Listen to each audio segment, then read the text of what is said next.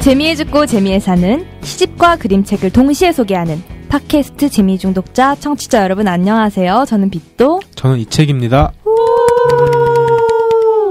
네, 지난주 1부에 이어서 이번 주 2부도 프린세스 다이어리라는 주제로 동킹님과 도넛님과 함께 이야기를 나눠보려고 합니다. 네, 두 분 인사해주세요. 안녕하세요.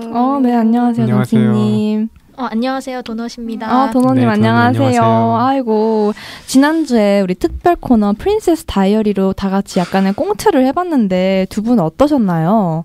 동킹님 먼저 말씀해 주시겠어요? 약간 프린세스 치고는 조금 거칠었다. 그래도 되게 재미있고 뜻깊었다. 이렇게 요약할 수 있겠네요. 네. 도넛님은 어떠셨나요? 저는 너무 마음에 들어서 사적으로도 이런 거 자주 가졌으면 좋겠어요. 너무 재밌었다. 너무 좋네요. 자주 할까요, 우리? 티타임 같이. 너무 좋아요. 한 달에 한 번씩 모여서 하면 너무 좋을 것 저 같아요. 사실 너무 아쉬웠어요. 더 하고 싶은데. 저도 너무 아쉬웠어요. 너무 아쉬웠어요. 근데 우리 둘이 제일 아쉬워한 것 같아요. 둘이 한번 만나요. 만나요. 프린세스로. 네, 좋습니다. 네, 그리고 아까 도넛님이 1부 때 너무 시간이 짧아서 아쉽다고 하셨잖아요. 네네. 그럼 혹시 못 말한 게 있는지 그럼 지금 말씀하셔도 돼요. 저는 조금 아쉬웠던 거는 네. 동킹님이 제가 아는 사람 중에서 가장 사랑을 잘할 수 있는 자, 사랑 전문가인데. 네. 왜 사랑 전문가예요? 왜냐하면 사랑에 대한 철학이 남달라요. 아하, 사랑에 대한 철학? 안 들어볼 수 없겠네. 감동받았었어요. 동킹님, 사랑이란 무엇인가요? 제가 이런 말을 하는 게 사실 조금 저 자신도 수치스러운데 왜요? 얘기를 하자면 네. 이제 저는 이걸 제가 친구한테 들은 얘기인데 이제 그 친구가 한 얘기가 그 사람을 좋아하고 사랑한다는 것은 그 사람이 내가 클래식을 안 좋아하는데 그 사람이 클래식을 좋아하면 같이 클래식 공연에 가줄 수 있고 그런 거를 이제 사랑이라고 얘기를 하더라고요. 시간을 내줄 수 있는 같이 그 사람을 위해서. 그러니까 그 사람을 위해서 그 사람이 좋아하는 거를 온전히 같이 해줄 수 있는 것, 공감해줄 수 있는 것, 그 사람을 위해서 시간을 쓸 수 있는 것. 그냥 그 시간을 같이 한다는 것 자체가 그냥 전부를 다 뜻하는 게 아닐까라는 생각을 했어요. 그래서 완전 공감을 해서 이제 친구들이랑 얘기를 하다 보면은 누가 그렇다는데 진짜 그렇지 않냐? 이렇게 얘기를 하는데 이제 그걸 도넛 씨가 참 좋아하는 것 같다는 생각이 드네요. 네, 그럼 도넛님은 사랑이 뭔 것 같아요? 전 사랑을 정의하지 않아요. 사랑 정의할 수 없다고 생각해요. 근데 아까 전에 누군 정의하셨는데 이렇게 말씀하시니까 죄송해요. 사랑 왜 정의할 수가 없어요? 정의할 수 없는 이유도 있을 것 같은데. 뭐라 해야 되지? 사람마다 너무 다른 것 같아요. 사랑에 대한 그 생각이. 모르겠어요. 사랑 너무 어려워요. 저는 역시 그래서 전문가시구나. 네. 저는 지금 저도 좀 고민을 해봤는데 저는 약간 사랑이 보고 있어도 계속 보고 싶은 사람. 자이언티 같네요. 여기 네, 그냥 보고 있어도 계속 보고 싶고 안 보고 있어도 보고 싶고 그런 게 사랑이 아닐까라는 생각이 들고 사실 조금 좀 이렇게 천박하게 말하자면 그래도 약간 이제 정신적인 그런 사랑과 교류 외에도 약간 육체적으로 끌리는 사람도 그게 또 사랑이 아닐까? 뭔가 육체적으로 끌리는 것도 좀 되게 중요하다고 생각을 해요. 네, 저도 사랑의 호르몬 많이 작용한다고 생각하고. 맞아. 중요하죠. 호르몬. 리리님은 사랑이 어떻다고 생각하세요? 정의를 좀 부탁드릴게요. 정의요? 네. 아까 동킹님은 뭐라고 하셨죠? 사랑이 제가 정의를 생각하니까 갑자기 어렵네요. 동킹님은 사랑이 자기의 시간을 내줄 수 있는 거. 원하는 거를 시간을 내줄 수 있는 거. 그리고 도넛님은 모르겠다고 하셨고 그리고 보고 있어도 보고 싶은 거. 저는 상대가 원하는 게 뭔지 계속 생각하고 해주는 것 같아요. 약간 결이 비슷하시네요, 동킹님이랑. 그런 것 같네요. 그리고 아까 얘기 들으면서 끄덕끄덕했어요. 그렇구나. 내가 얘기할 땐 아무도 끄덕 안 거리더라고요. 저 끄덕했어요. 역시 잘 맞아. 네, 좋습니다. 그렇게 뭔가 각자가 생각하는 사랑의 정의에 대해서도 한번 짚고 넘어가니까 굉장히 좋은 것 같아요. 청취자 여러분들도 한번 곰곰이 한번 내가 생각하는 사랑이 무엇인지에 대해서 생각해 보시는 시간 가지시면 좋겠습니다. 그러면 이번 주는 저희의 정규 메인 코너 책냄새 킁킁으로 꽉 채워질 예정인데요. 그렇죠. 그러면 프린세스 다이어리라는 주제로 메인 코너인 책냄새 킁킁으로 넘어가 볼까요? 책 냄새 킁킁. 네, 빗돈님 오늘 가져오신 책이 뭔가요? 네, 제가 오늘 가지고 온 책은 플라비아 드라고 작가님의 부끄럼쟁이 꼬마 유령입니다. 이 플라비아 드라고 작가님은 바로 멕시코 출신의 작가님이신데요. 네, 저희가 이 멕시코와 같은 남미 대륙의 그림책을 다루는 건 또 처음인 것 같아요. 맞아요. 그래서 아무래도 이게 이 출판사에 나와 있는 작가 소개를 제외하고는 이 플라비아 작가님에 대한 인터뷰나 기사를 좀 찾아보기가 힘들더라고요. 그렇죠. 네, 그래서 평소보다는 좀 짧지만 제가 서칭한 그런 작가 소개를 해드리도록 하겠습니다. 네. 네, 우선 플라비아 드라고 작가님은 멕시코 시티에서 태어나셨고 자라신 멕시코 작가님이십니다. 작가님께서 아주 어릴 때부터 큰 꿈이 있으셨다고 하는데 혹시 뭘 것 같으세요? 동킹님, 뭘 것 같으세요? 이게 진짜 어려운데요. 제가 멕시코 그런 감성을 잘 몰라서. 그냥 생각나시는 거 말하면 돼요. 모르시겠어요? 네, 전혀 감이 안 오는데. 도넛님은 뭘 것 같으세요? 타코 음식점을 내는 것? 리리님이 이책님은요? 등대지기? 네, 작가님은 정말 진심으로 네. 어릴 때부터 인어가 되고 싶으셨다고 하네요. 전혀 예상치 네, 못한. 그렇죠. 굉장히 상상이 풍부하시네요. 네. 근데 그 꿈을 이룰 수 없기 때문에 나중에는 이제 그래픽 디자이너이자 어린이책 일러스트레이터로 이제 방향을 바꿔서 진로를 선택하셨다고 해요. 작가님께서 현재 인스타그램으로 자신의 작업물들을 되게 활발하게 올리시는데요. 주로 제가 그리시는 것들을 좀 서칭을 해보니까 몬스터나 유령 뭐 이런 것들 많이 그리시더라고요. 그래서 어떻게 보면 그 작가님께서 가지셨던 예전 꿈인 인어도 그렇고 부끄럼쟁이 꼬마 유령도 그렇고 작가님께서 약간 오싹하거나 환상적인 존재를 상상하고 그리시는 걸 되게 좋아하시는구나 라는 성향을 제가 이제 한번 분석을 해봤습니다. 네, 그리고 작가님께서는 다양한 자료와 디지털 기술들을 사용해서 새로운 색이나 질감이나 모양을 창조하시는 걸 되게 즐기신다고 하시는데요. 그래서 그런지 제가 가지고 온 그 부끄럼쟁이 꼬마 유령이라는 책 표지도 보면 정말 이 형광 분홍색과 질감이 되게 특이하다는 걸 아실 수 있을 겁니다. 그리고 사실 제가 오늘 이 프린세스 다이어리라는 주제에 이 그림책을 선정해서 가지고 온 이유에 이 책의 표지가 정말 아주 큰 역할을 했어요. 여러분도 보셨다시피 표지가 정말 프린세스들이 다이어리로 쓸 것만 같은 그런 표지여서 제가 가지고 오게 되었습니다. 맞아요. 네. 또 그 표지뿐만 아니라 이 책의 줄거리도 뭔가 유년기 시절에 뭔가 다이어리에 적어가면서 고민해봤을 법한 사랑과 우정에 대한 그런 콩닥콩닥한 이야기들을 담고 있다고 생각을 했기 때문에 제가 이번 주제에는 이 그림책 말고는 없겠다라고 생각을 해서 부끄럼쟁이 꼬마 유령이라는 그림책을 가지고 오게 되었습니다. 너무 잘 어울리는 책인 것 같아요. 네. 저도 아까 그 표지 말씀하신 거 들었을 때 진짜 공감이 많이 됐어요. 빗도님이 가져오신 책 중에서 가장 뭐라고 하지?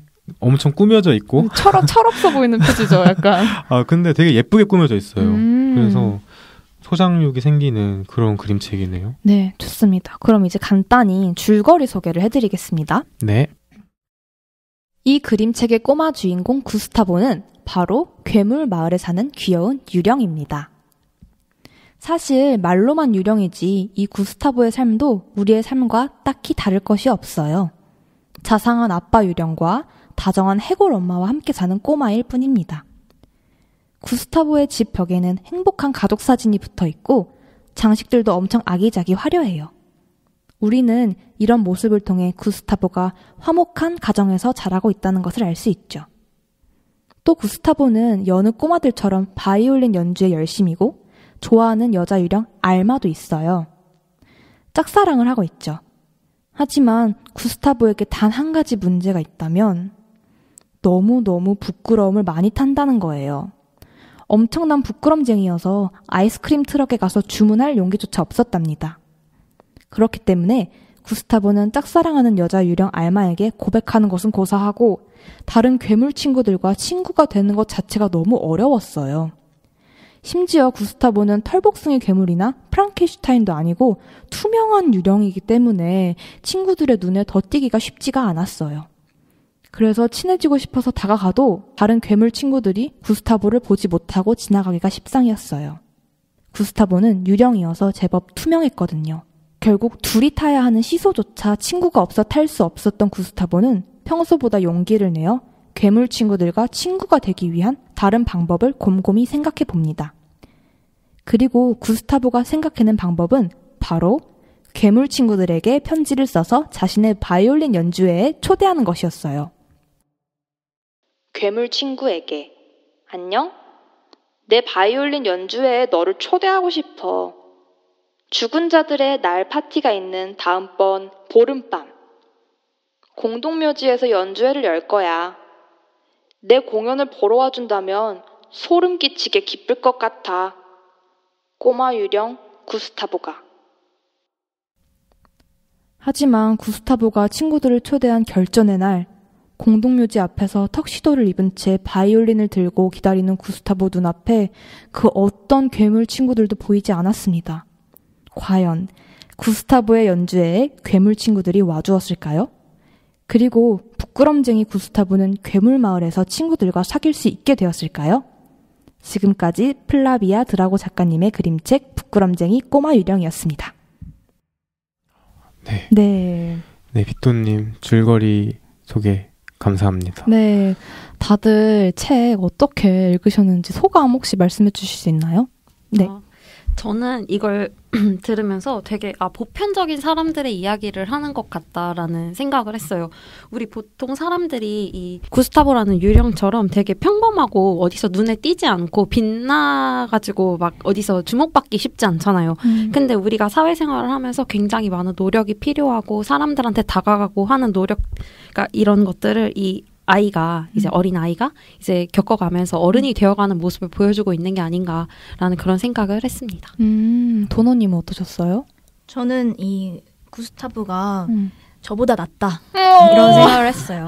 왜냐하면 저도 한 부끄럼쟁인데 그 새로운 사람을 만날 때 낯을 좀 많이 가리거든요. 근데 이렇게 용기를 내서 내가 무도회를 1인 연주회를 하는데 초대장까지 돌리고 그걸 기다리는 그 시간까지 그걸 버티고 이런 걸 보면서 요즘 저는 나이가 들면 들수록 굳이 노력할 바에는 그냥 친구를 사귀지 않는 쪽으로 점점 약간 퇴화하고 있는데 역시 어린 구스타브 다르다. 부러웠어요.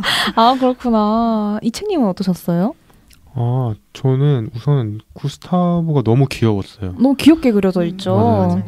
구스타보 너무 귀엽고 이게 웃고 있는 것도 왜 이렇게 귀여운지 그리고 이 그림책이 되게 특이한 게 또 구스타보가 투명하잖아요. 그리고 흰색이고 그래서 그림책 페이지를 넘기면은 구스타보가 어디 있는지를 먼저 찾아야 돼요.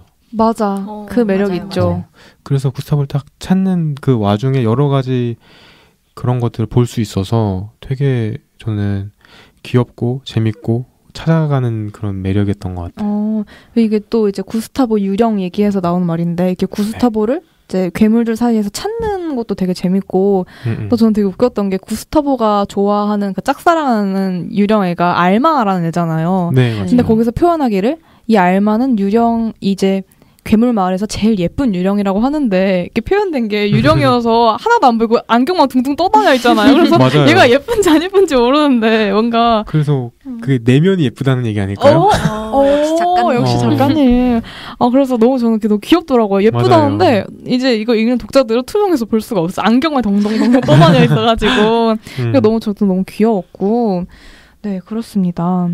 또 이제 되게 이 책의 매력이 면지에 있거든요. 이 면지가 뭐냐면 전에도 제가 말씀드렸다시피 책의 겉표지와 이 속장을 연결하기 위한 그런 안쪽 페이지에 있는 두 페이지 종이로 된 그 공간을 말하는데요.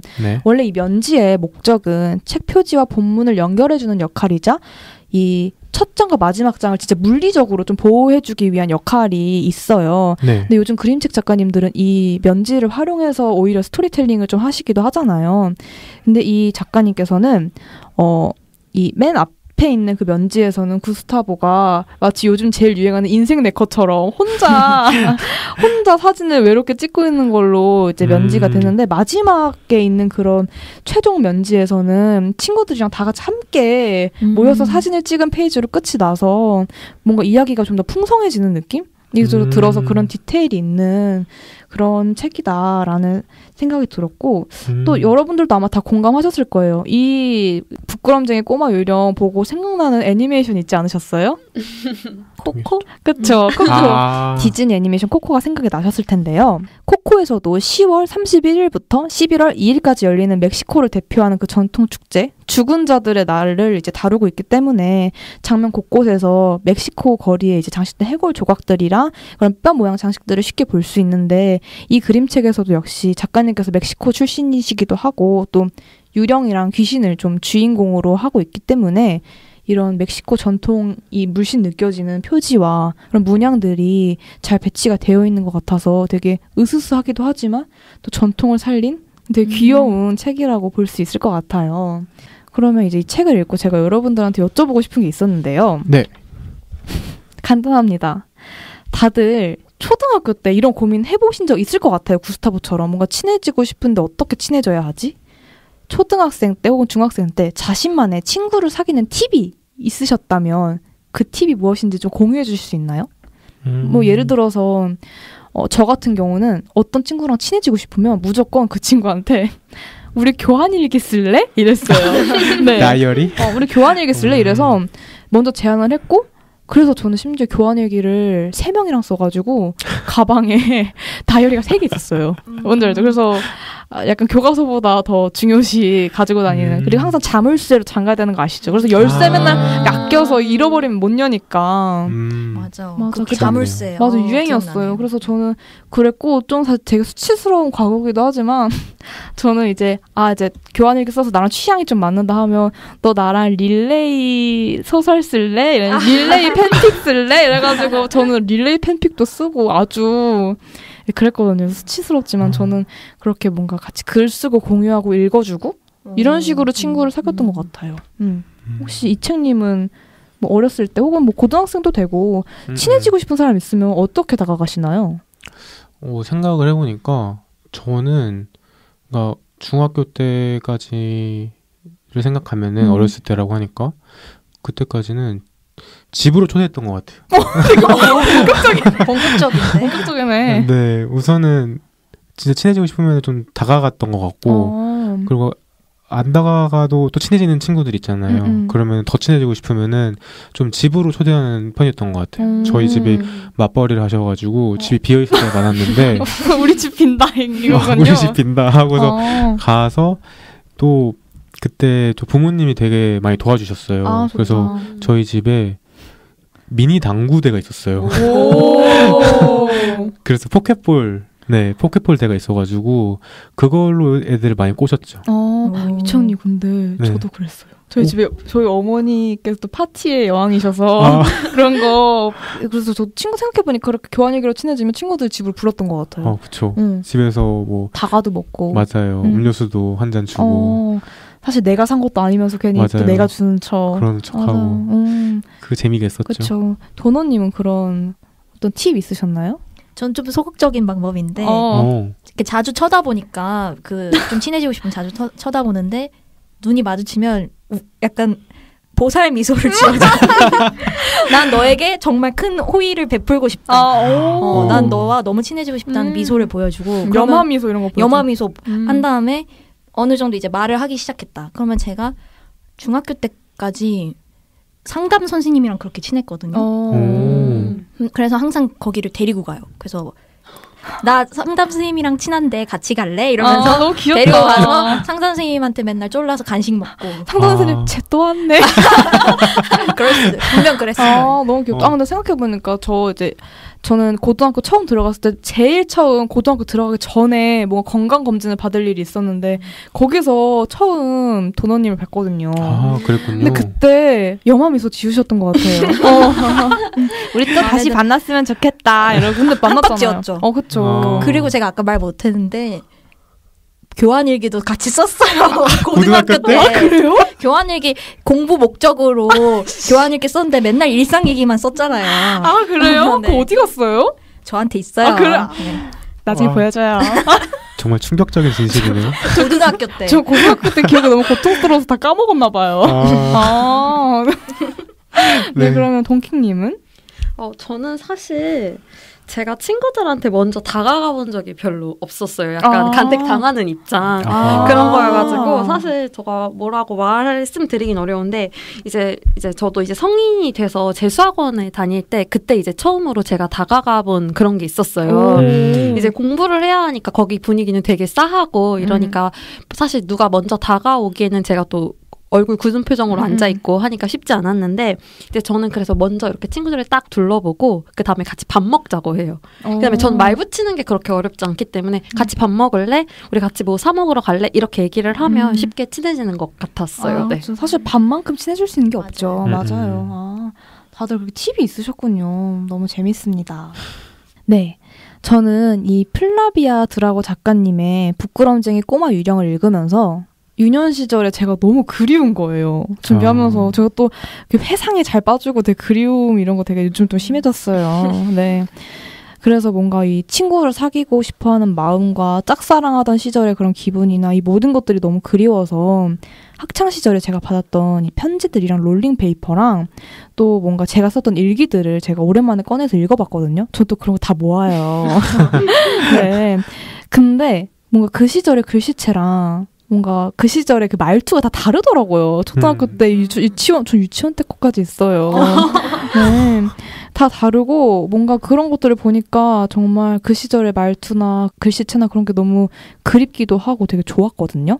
그래서 저는 이번 재미중독자 시즌1 마지막 10화에서 우리 재미중독자 청취자 여러분들께 만약에 집에 어릴 적 친구들에게 받았던 편지나 혹은 자신이 과거에 썼던 일기장이 있으시다면 한번 이번 기회에 쌓였던 먼지를 훌훌 불어서 이 과거의 발자취들을 한번 읽으시면서 추억에 잠겨보는 시간을 가져보시는 건 어떨지 추천드리면서 저의 그림책 소개 마치겠습니다. 네, 감사합니다. 빗돈님의 그림책 소개였습니다. 그럼 다음으로 시집 소개로 넘어가 볼까요? 네.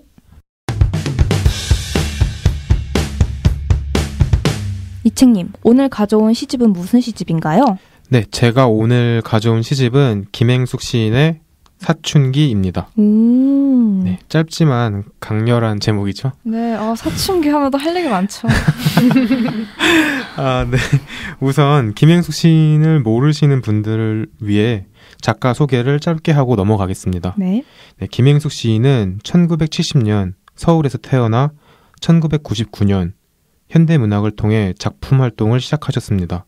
2003년 첫 시집 사춘기를 시작으로 이별의 능력, 타인의 의미, 에코의 초상, 1914년 등등 다수의 시집을 내셨고요. 노장문학상, 전봉건 문학상 등의 상을 받으셨습니다.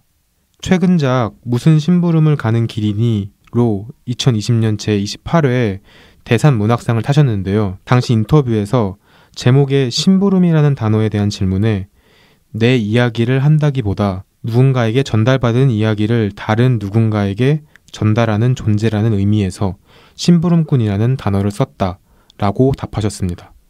이처럼 김행숙 시인님의 시집을 펼치면 도저히 한 사람으로는 볼 수 없는 다양한 생각과 다양한 선택을 하는 여러 인물들의 목소리가 생생하게 담겨 있는 것을 느낄 수 있습니다. 네, 또 최근에는 드라마 갯마을 차차차에서 그 홍두식 씨 있죠. 홍반장. 네, 홍반장 본명 김선호 씨가 이제 극 중에서 김행숙 시인의 시집 에코의 초상 속 문직이라는 시를 읽어서 네, 화제가 되었다고 합니다. 핫해졌었겠네. 네, 그런데 오늘 읽을 시는 사춘기에 수록된 하인의 보석 가게에서라는 시입니다. 네, 그럼 이제 낭독을 할 시간인데요. 오늘은 약간 시의 내용상 약간 저 이 책 말고 다른 분이 읽어주시면 좋을 것 같아요. 그래서 혹시 빗돈님 네. 낭독 괜찮을까요? 물론이죠. 감사합니다. 네. 그러면 빗돈님의 낭독을 듣고 오시죠. 네, 알겠습니다. 하인의 보석 가게에서 김행숙. 언니, 나는 비행기를 탈 거야. 나는 아무것도 버리지 않았는데 갑자기 너무 가벼워졌어. 마리오는 아름다운 남자야. 안녕. 나는 보따리 장사를 할 거야. 보석 가게에서 나는 아름다움을 감정하지. 가짜가 얼마나 아름다울 수 있는지 아는 건 멋진 일이야. 언니, 곧 부자가 될게. 라인 강가에서. 한국 남자를 사랑해보지 못했어. 오늘 밤에도 언니는 시를 쓰고 있니? 언젠가는 언니 시를 읽고 감동하고 싶어. 안녕. 11월에 나는 마리오를 만나지. 언니는 한국어로 사랑을 고백할 수 있어?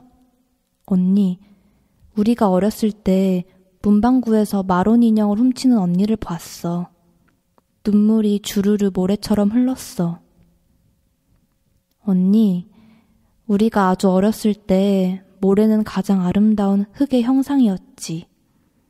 나는 매일 밤 기도를 해.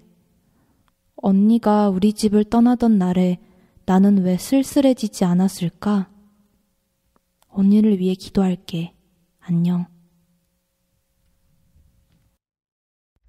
네, 빗도님 읽어주셔서 감사합니다. 별 말씀을요. 네, 네, 통킹님, 도넛님 어떠셨나요? 저는 이제 시를 안 읽은 지가 하도 오래돼가지고 이제 수능 시 보듯이 읽어봤는데 네. 이 사람이 그리워하는 게 이제 저는 한국 같은 이제 고향이라고 생각을 했었어요. 그래서 이 시를 읽으면서 아름다움을 감정하지 가짜가 얼마나 아름다울 수 있는지 아는 건 멋진 일이야 라고 말하는 게 자기의 마음도 이렇게 가짜 같은 그런 거가 아닐까라는 생각을 했어요. 내가 겉으로는 좋아하는 것들이 가짜, 근데 내가 진짜 좋아하는 것들은 진짜 아름다운 것, 근데 그 가짜도 아름다울 수 있다는 것, 약간 그런 식으로 읽혔던 것 같아요. 이게 설명하면 너무 기니까 여기서 그만하죠.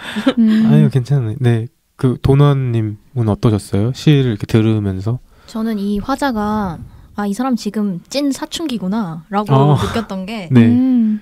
굳이 안 해도 되는 말을 해요. 예를 들면 분석적이시네. 언젠가는 언니 시를 읽고 감동하고 싶어.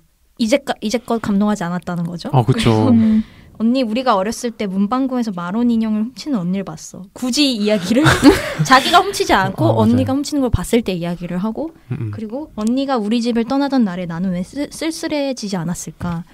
이런 멘트들이 다 언니가 들었을 때 썩 기분 좋을 것 같지는 않은데 맞아요. 그렇네요. 그런 걸 보면서 이 사람 지금 약간 날카로운 사춘기구나. 그냥 그게 팍 느껴졌어요. 근데 약간 좀 다르다. 저는 네. 약간 전 개인적으로 제가 사춘기 때 언니들을 너무 좋아했어요. 저는 언니들 너무 좋아해서 심지어 영어학원에서 언니랑 다녔는데 그냥 모르는 동네 언니예요. 근데 제 교재가 있는데 제 교재는 옆에다 덮어두고 언니 교재를 같이 언니 옆에 딱 이렇게 붙어가지고 봐서 그 외국인 선생님이 이유는 왜 네 책 안 보고 쟤랑 얘네 책을 보냐 이렇게 혼내기도 했었거든요, 많이. 그리고 전 지금도 제가 좋아하는 언니들이 되게 많아요. 그래서 약간 나가 네. 약간 S 언니라고 하죠. S 언니가 약간 옛날 말인 것 같기도 한데 스텝시스터라고 이복 자매이기도 하지만 그만큼 혈연은 아니지만 그만큼의 뭔가 정을 가진 언니들을 S 언니, S 오빠 이렇게 표현을 하더라고요. 그래서 이런 S 언니한테 뭔가 진짜 사춘기여서 뭐 도넛님이 말씀하신 것처럼 좀 쓸데없는 말을 하는 것 같기도 하지만 저는 이런 뭔가 솔직한 거를 말하는 게 되게 아찔하기도 하면서 진짜 자기가 너무 좋아하는 언니한테 자기 감정을 솔직하게 말하는 그런 시라고 생각을 해서 저도 저만의 그런 S 언니를 떠올리면서 낭독을 했던 것 같아요. 맞아요. 약간 이 얘기를 들으면서 이 시는 그런 매력이 있는 것 같아요. 빗돈님은 되게 어떻게 보면 애정의 표현으로 이 편지를 읽으셨고 그리고 도넛님은 약간 반항의 의미로 이런 그걸 읽어내셨잖아요. 그런 것처럼 이게 어떻게 보면 그냥 문장으로만 돼 있으니까 사실 속마음을 모르잖아요. 근데 이 아슬아슬한 막 경계를 타는 것 같은 이 문장들이 맞아요. 이게 누구에게 갔을까? 이걸 받은 사람은 누구일까? 그리고 이걸 받은 사람은 어떤 마음이 들었을까? 그걸 계속 생각하게 되는 것 같아요. 다층적인 그런 문장 자체가 이 시의 매력인 것 같네요. 근데 저는 듣고 보니까 생각이 든 게 어쩌면 편지 안 보냈을 수도 있어요. 자기 다이어리에 맞아요. 그냥 썼을 수도 있어요. 왜냐면 저는 많이 그랬거든요. 뭔가 누구한테 할 말이 있는데 전 못 보내요. 제 그 깜냥이 제가 소심해가지고 그런 걸 수도 있다라는 생각이 드네요. 만약에 그런 거면 진짜 언니를 생각하는 마음에서 그게 자기도 모르게 계속 나오는 걸로 볼 수 있을 것 같아요. 맞아요. 이 시는 어떻게 보면은 저는 약간 이런 상황을 설정했어요. 약간 이 시를 읽으면은 모든 독자가 과연 이 시를 보내는 사람은 누구고 받는 사람은 누굴까 뭔가 상상을 하게 될 것 같아요. 근데 저는 어떻게 읽었냐면 뭔가 되게 좀 어린 화자가 사춘기 화자일 수도 있고 나이가 어린 화자가 이제 여행을 다니면서 또 제목이 하이네잖아요. 그리고 약간 하이네가 어디죠? 근데 이게 하이네가 막 지명은 아닌 것 같고 이게 하이네라는 독일 시인도 있었고 이게 독일어인 것 같아요. 그래서 저도 찾아봤는데 자세히는 찾지를 못했고 그래서 하이네 보석 가게라고 짓는 걸 보면은 뭔가 독일을 배경으로 하는 것 같고 라인 강가가 또 나오잖아요. 거기도 독일에 있는 거거든요. 그래서 독일을 좀 여행하면서 그냥 여행지에서 엽서를 한 문장씩 적어가지고 쑥쑥쑥 이렇게 생각날 때마다 보낸 것 같아요. 그래서 되게 친밀한 사이라는 거는 느껴지는데 또 말들에 약간 뼈가 있는 것 같기도 하고 또 어떻게 보면 생각 없이 그냥 보낸 것 같기도 하고 그런 느낌이 들죠. 그리고 이 시를 처음 읽었을 때 저는 되게 낯설다고 생각했어요.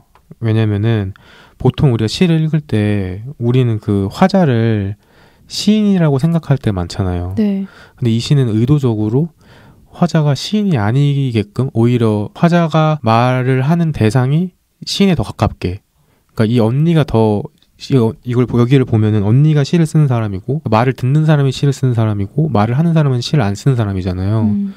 그래서 시를 이해하지 못하고 그냥 마리오 이야기하고 자기 남자친구 얘기하고 뭐 자기가 뭐 돈을 많이 벌고 싶다 이런 이야기하고 그런 게 오히려 독자인 우리가 자연스럽게 그 사연의 주인공인 언니가 되는 그런 상황을 만드는 것 같아요. 그래서 이 상황에 계속 몰입하게 되고 도대체 이 말의 의도는 뭐지? 그렇게 생각하게 되는 것 같거든요. 근데 이제 김행숙 시인의 이 사춘기라는 시집을 펼치면 이런 순간들이 되게 자주 나와요. 그래서 내가 나 아닌 사람이 되는 시간 그런 것이 그리고 정확히는 시를 읽으며 여러 사람들이 말을 거는 순간 내가 다른 사람이 되어버린 순간 그런 것들을 이 시집을 읽으면서 스스로를 목격하게 되는 거죠. 그래서 그런 재미가 있는 시집인 것 같아요. 전 되게 이 시 진짜 좋은 것 같아요. 언니라는 단어를 제가 진짜 좋아하고요. 진짜 이책님이 말씀하신 것처럼 여행지에서 쓴 것 같은 느낌이 독일 해외에서 쓴 것 같은 느낌도 정말 물씬 들고 비행기라는 단어도 나오고 라인강도 나오고 그러니까 그렇습니다. 네. 그래서 제가 드리고 싶은 질문은 이 시의 화자가 독일에서 보따리 장수를 할 생각을 하잖아요. 그러니까 이제 보석 가게를 해서 이제 부자가 되고 싶다 이렇게 얘기도 하고 그리고 또 마리오랑도 사귀고 이렇게 여행을 다니는. 근데 여러분 어떤 로망이 있으신지 혹시 그러니까 뭐 이 나고 자란 한국을 떠나서 뭔가 세계의 어느 나라인가 정착해서 그 나라 사람들과 친구도 맺고 사귀기도 하고 거기서 일하고 돈 벌고 연애하고 뭔가 그렇게 그냥 멀리서 나를 모르는 사람들 사이에서 살고 싶다는 그런 상상 혹시 해보신 적 있나요? 있다면 어떤 거였나요? 저 하나 말씀드려도 될까요? 네. 혹시 여기서 제가 너무 MBTI 너무 뇌절하는 것 같긴 한데 N이신 분? 저요. 저도 N이에요. S세요? 전 S입니다. 저도 S. 당신은 N들한테 N들의 마음에 불을 지폈어요. 저희는 상상하는 게 일상이거든요. 저는 사실 질문 듣고 당연히 그런 거 생각하지 않나? 왜 저게 질문이지? 라고 좀 생각했어요. 궁금한 건 어디까지 상상하시는지. 난 잘지도 상상하는데? 약간 그래? 그 말한 그 단어 하나하나 모두 다 상상해본 것들이어가지고 뭐 해외에 나가서 나를 모르는 사람들과 뭐 연애하고 다 상상해. 뭘 말해야 하지? 약간 계속 오히려 동킹님은 어떠셨어요? 저는 네. 이 약간 N이랑 다르게 S잖아요. 전 천상 S거든요. 네네. 그래가지고 이거 이야기 들을 때 나는 성향상 절대 안 되는데 못 가는데 그냥 이 생각만 하지 이거에서 더 이상 생각해본 적이 없어요. 전 이미 머릿속에 소설 한 편 뚝딱인데. 진짜요? 조금만 풀어주실 수 있어요? 네, 풀어주세요. 저 여기 이미 한국 남자를 사랑해보지 못했어요. 동그라미를 쳐놨는데. 네. 디테일하시네요. 제 로망이 외국인 남자친구를 한번 사귀어보는 것. 아하. 해외든 한국이든. 한국에 교환학생 오시거나. 그러니까 국가는 상관이 없다는 거죠. 대상이 중요할 뿐. 근데 외국인이었으면 좋겠다. 한국인. 그러니까 인생에 한 번쯤은 다른 나라 사람이랑 뭔가 사귀어보고 싶다. 좋다. 근데 그 다른 나라 사람이라는 게 네. 아시아계도 괜찮은 거예요? 당연하죠. 네네. 그런 거군요. 네. 뭔가 그런 특별한 제약은 없으신 거죠. 뭔가 취향이 있을 수 있잖아요. 예를 들어서 자기 남미 사람이 좋다. 아니면 북미 사람이 좋다. 근데 제가 도넛님 알기로는 네. 중요한 그게 있겠죠. 기준이. 네. 있나요? 네, 제 입으로는 말 안 하겠습니다. 저는 이상형이 원래 이상형이 혹시 미국 드라마 프렌즈 아시나요? 네, 알아요. 네, 들어봤어요. 그 프렌즈에 나오는 챈들러라고 하는 남자 주인공이 하나 있는데 어떤 캐릭터인가요? 혹시 모르시는 분들 챈들러의 그런 상황이나 분위기나 앰비언스가 좋은 건가요? 아니면 그의 외적인 거? 피지컬한 건가요? 모든 게 좋아요. 챈들러는. 그러니까 뭐 외적인 것도 뭔가 앰비언스도 그 생각도 약간 혹시 좋아요. 묘사를 좀 해주실 수 있어요? 그렇다고 해서 백인만을 좋아하진 않습니다. 네네. 그래서 약간 인종차별주의자처럼 보니까 왜냐면 이제 순간 당황했는데 들으시는 분들은 챈들러가 누군지 모르시는 분도 있을 수 있으니까. 어떤 성격이고 뭔가 그런 그 챈들러는 뭐 백인 남성이고 좀 뭐라 해야 되지? 까불까불한데 나름 진중할 땐 진중한 꾸러기 스타일. 아시네요. 저 좋아요, 꾸러기 스타일. 네. 아무튼 그래서 뭐 외국인 사람을 뭐 만나보는 거나 뭐 해외에서 뭐 유학을 가서 뭐 하는 거나 뭐 다 뭐 이미 평생 동안 계속 망상을 해오는 사람이기 때문에 한 번쯤은 당연히 해봤죠, 생각. 그러면 그걸 실현시킬 생각도 하시나요? 문제가 실천력이 좀 떨어집니다. 상상으로 그냥 뭐 끝나는 거죠. 빗도님은요? 저는 일단 예전에도 그 참새님 나오셨을 때도 말씀드렸던 것 같은데 저는 일단 무조건 그러니까 일단 커리어로 외국에 나가고 싶고요. 그 목적이 1, 2군요. 네, 어쩌다 보니 그렇게 됐고 저는 이제 북유럽 같이 약간 좀 추운 곳에 뭔가 저의 사무실을 두고 또 발리 같은 약간 조금 핫한 그 곳에 사무실을 두고 더울 때는 추운 곳 가서 일하고 추울 땐 더운 곳 가서 일하고 발리 같은 데서는 서핑 이제 핫한 비키니 입고 서핑하고 그렇게 놀고 먹고 놀고 하면서 작업하는 거가 저의 로망이고 또 이제 북유럽 같은 데 가서는 조금 디자인이 예쁘게 되어 있는 그런 뭐 스튜디오를 차려서 사람들이랑 같이 뭔가 작업을 하거나 하는 저는 로망이죠. 저의 꿈이어서 저는 약간 실천을 하려고 되게 노력을 많이 하고 있는데 지금 아직 뭔가 제자리 걸음인 것 같긴 하지만 저는 무조건 이루고 싶어요.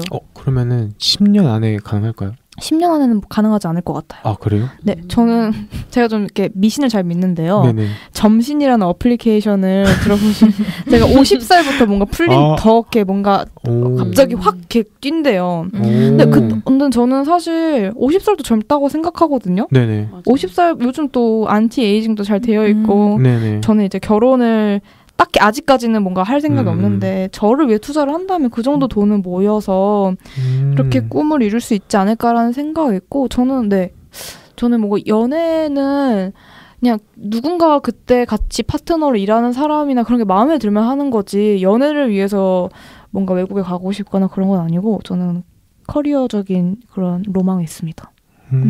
그렇군요. 이층님은요? 저는요. 사실 이런 얘기 듣는 거 제일 재밌어요. 그렇구나.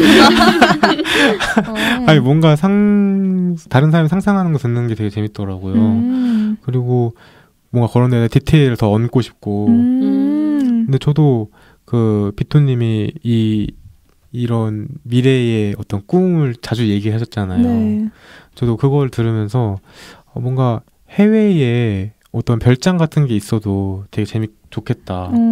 그래서 뭔가 꾸준히 뭔가 생각이 많아졌을 때 정리할 수 있을 때 되게 나만을 위한 공간이 아주 멀리 있으면 그냥 가는 것 자체가 어떤 의식 같은 느낌이잖아요. 뭔가 그런 곳에 가고 싶고 그게 약간 어떤 마을 같은 데였으면 좋겠어요. 그래서 거기는 마을 사람들이랑 바베큐 파티도 하고 바베큐 파티가 목적이신 것 같은데 뭔가 그냥 그 정도의 어떤 소소한 생각 그런 꿈을 갖고 있습니다. 근데 그런 꿈도 있어요. 저는 각 뭔가 나라마다 이건 진짜 엄청나게 큰 꿈일 수도 있는데 각 나라마다 절친이 있었으면 좋겠어요. 오 진짜 편하겠다. 근데 진짜로 완전 찐친 너무 막 그냥 없어 못 사는 뭐지?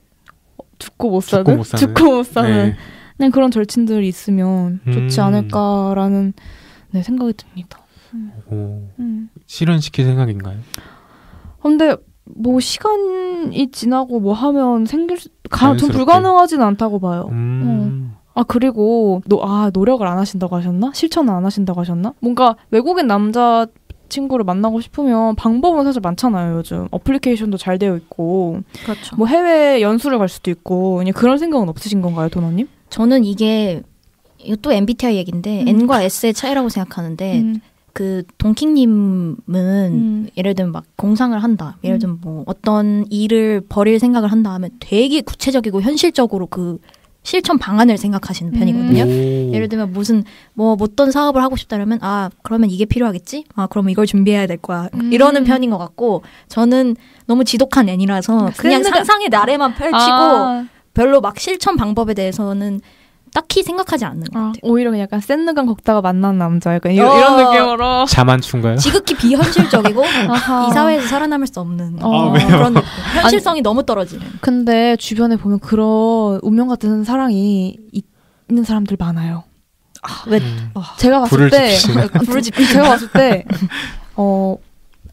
여행을 하고 나가고 하면 언젠간 생깁니다. 있더라고요. 제가 생기면은 바로 소개시켜드릴게요. 아니 그러니까 좋아요. 아니 그죠 그 남자친구다. 뭔 말인지 알죠. 좋네요. 그리고 오늘 주제랑 이게 어떻게 연관되는지를 말 안 한 것 같아요. 네. 그래서 그걸 좀 더 얘기를 하면은 오늘 주제가 프린세스 다이어리잖아요. 근데 1부에서도 그런 재밌는 꽁트를 했고요. 그래서 사랑이든 뭔가 프린세스든 다이어리든 사실 저는 제게는 좀 뭐라고 하지? 막 제 주위에 있는 단어들은 아니었어요. 그러니까 좀 낯선 단어였는데 그래서 그게 좀 처음에 당혹스럽기도 했지만 이게 하다 보니까 몰입도 되고 좀 재밌었던 것 같아요. 1부의 그런 꽁트가. 그래서 뭔가 잠시 다른 내가 되어보는 것. 그게 오늘은 이제 그런 김행숙 시인의 시를 읽으면서 다른 우리가 되어보는 그런 경험을 가져보면 좋겠다라고 생각해서 이 시를 갖고 왔거든요. 근데 저는 이렇게 몰입을 하기가 좀 어려워요. 저는 S여서 그런가? 그런가? 나 진짜 몰입 잘하거든요. 모르겠어요. 언젠가부터 되게 메타적으로 보게 되고 이거 어떻게 제작했을까? 약간 그런 생각들을 많이 해서 두 번째 질문은 여러분은 영화나 드라마 혹은 책을 읽으면서 몰입을 잘 하시는 편인가요? 아니면 뭔가 거리를 두고서 좀 바라보시는 편인가요? 몰입보다는 이제 제작자 입장에서 보는 맞아요. 약간 그런 경향이 좀 짙어요. 그래서 야, 저 장면 왜 저렇게 했냐? 저 의도 보인다, 의도 보여 막 이러면서 보거든요. 저는 비판보다는 이거 진짜 잘했다. 약간 이렇게 해서 뽑아 먹으려고 하거든요. 좋은 점들을. 저도 약간 그래요. 그래서 이거 괜찮다. 이거 되게 괜찮은 생각이다. 이러면서 보통 그런데 엄마는 별로 안 좋아하시더라고요. 드라마 볼 때 조용히 좀 하라고. 어머니들 별로 안 좋아하세요. 이런 거. 도노님 어떠세요? 이렇게 너무 반대되면 안 되는데 저 과몰입의 대명사죠. 제발 너무 똑같아요. 저 친구랑 같이 신과 함께 그 영화를 봤었는데 제가 그 주인공보다 많이 울었어요. 그래서 옆에 있는 친구가 진절머리 난다는 눈빛으로 저를 바라보는데 눈물이 멈추지가 않더라고요. 저는 가끔 부러울 때도 있어요. 약간 영화나 이런 거 볼 때 좀 울고 싶은데도 울음이 좀 안 나올 때도 있거든요. 근데 저는 가끔 이런 제 자신이 되게 무력한 게 예를 들면 감독이나 뭐 작가나 울어 하는 포인트에 다 울고 웃어 하는 포인트에 다 웃고 그냥 이렇게 뭐라 해야 되지? 그냥 하라는 대로 다 하는 최고의 관객이네요. 그러니까요. 가끔 이런 제가 싫다는 거. 근데 저도 좀 조종당하고 싶은데 너무 조종당해요. 근데 가끔 너무 저는 그 콘서트장을 가도 이게 좀 심한 게 콘서트장을 가도 집중을 못하는 건가? 뭔가 콘서트를 보다가 지쳐요. 그래서 그거 약간 체력이 그런 걸 수도 있어. 체력 때문에 더 그럴 수도 있는데 그래서 좀 눈을 감고 있다든가 약간 그런 식이거든요. 자꾸 뭔가 이렇게 빠져나오게 돼가지고 체력이 문제일 수도 있다는 생각이 드네요. 제가 아까 말했잖아요. 짝사랑도 체력이라고 몰입도 체력이에요. 그런가 봐요. 혹시 빗돈님은 어떠세요? 저는 약간 좀 다른 게 그러니까 공감이 되는 부분도 있고 안 되는 부분도 있는 게 저는 옛날에는 슬픈 거 보면 진짜 잘 울었거든요. 근데 오히려 저는 나이가 들면서 울음이 말랐어요. 눈물이 말라서 슬픈 걸 보면 마음으로 울어요. 마음으로 펑펑 울고 눈물이 안 나더라고요.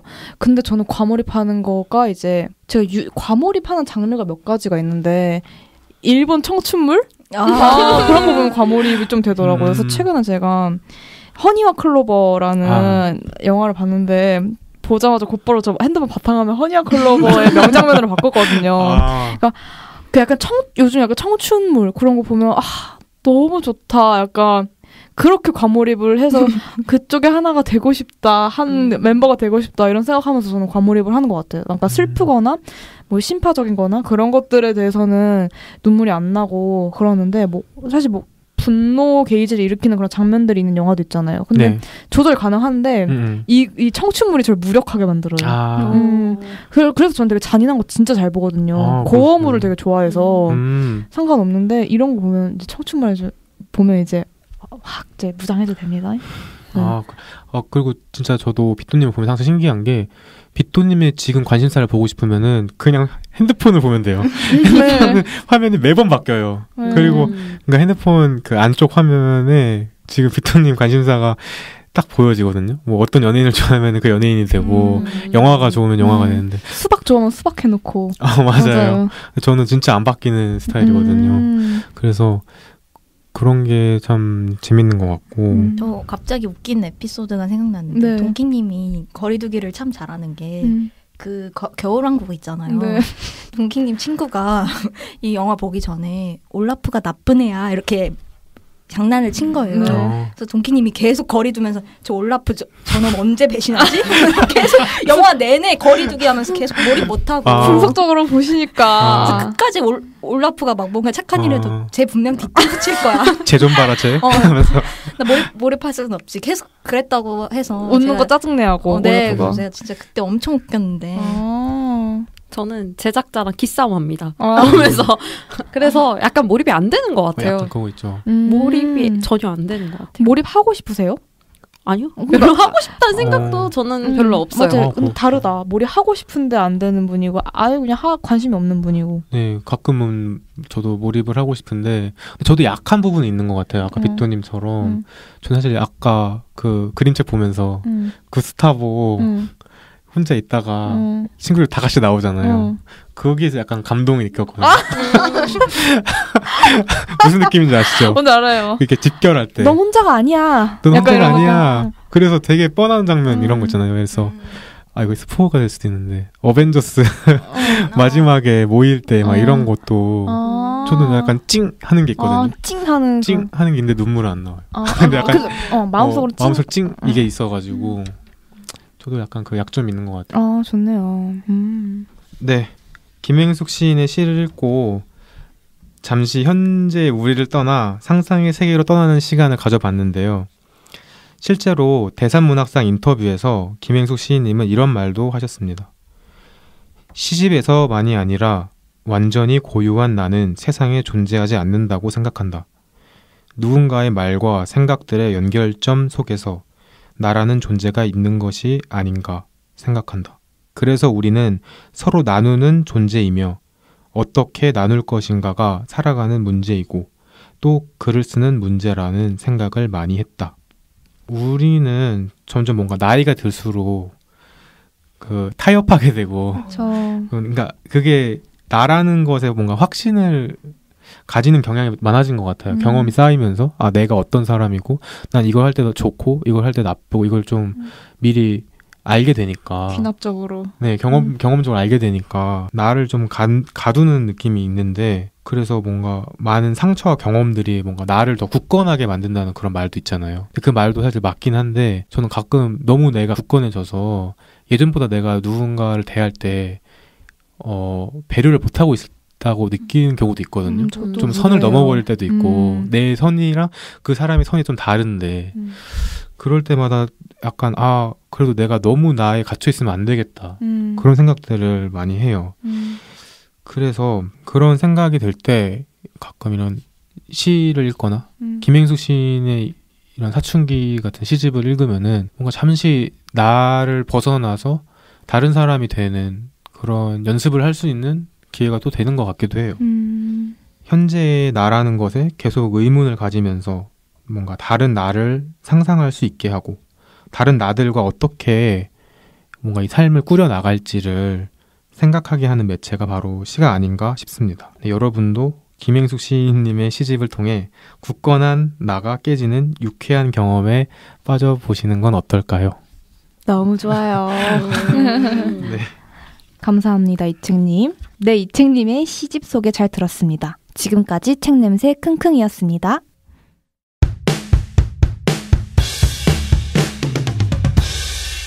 네, 지금까지 프린세스 다이어리라는 주제로 동킹님과 도넛님과 함께 이야기를 나누었는데요. 두 분 녹음해보니 어떠셨어요? 네, 도넛님 먼저.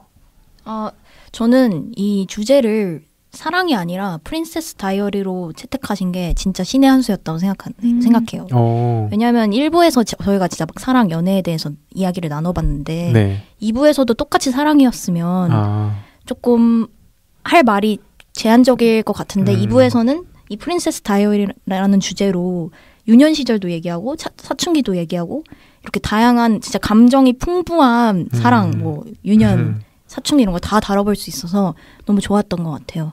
제가 이책님의 말씀에 되게 동감을 했던 게 나이가 한 살 한 살 먹어갈수록 그 감정의 세로폭이 되게 좁아진다는 걸 느끼고 그거에 대해서 진지하게 고민을 했던 적이 있었거든요. 그래서 그때 어떤 한 스님분께 제가 저 너무 감정이 메말라가서 너무 나이가 드는 것 같아서 싫어요. 어떻게 할까요? 이렇게 여쭤봤었는데 그때 스님이 가만히 그 자체를 바라봐주는 시간이 필요해라고 말씀해 주셨어요.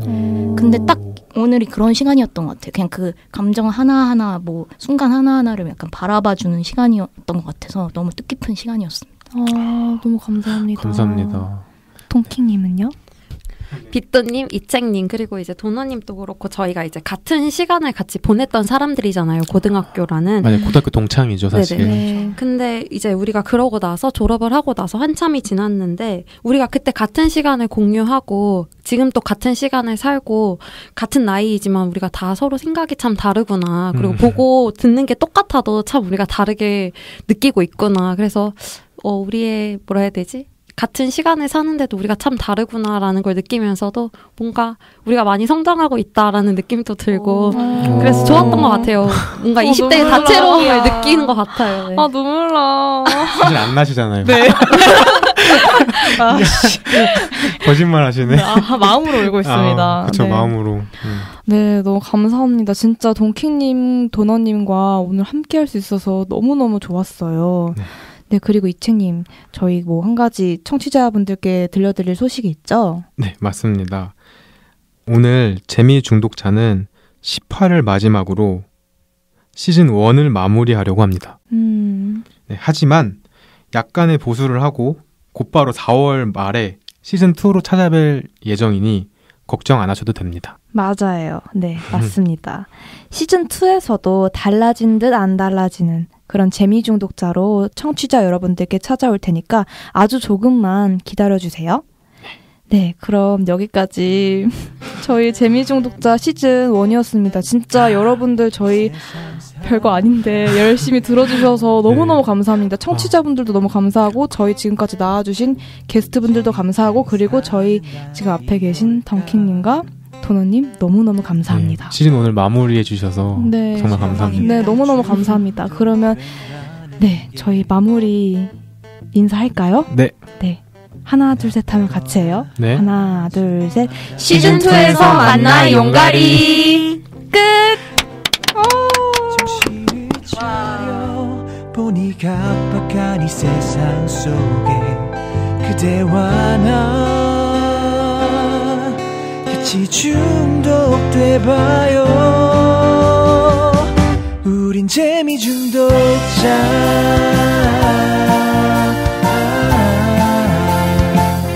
우린 재미 중독자.